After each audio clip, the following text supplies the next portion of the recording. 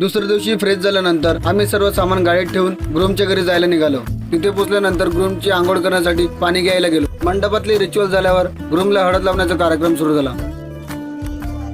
Groom wedding साठी ready झाल्यावर अट्टायर shoot करून झाल्यानंतर ग्रूमचे इंडोर पोर्ट्रेट घेतले.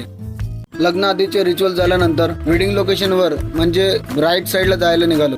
थोड्या वेळाने त्यांचं लग्न झाल्यानंतर कन्यादान विधी सुरू झाले आणि त्यामध्ये आम्हाला सेकंड अँगल व्हिडिओग्राफर भेटला.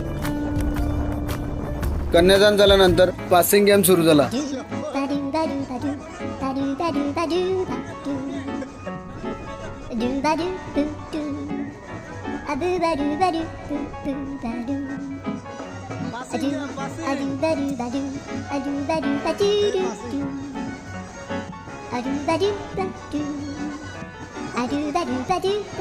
थोड्या वेळाने आम्ही कपलला आउटडोर घेऊन गेलो आणि त्यांचे पोर्ट्रेट घेतले.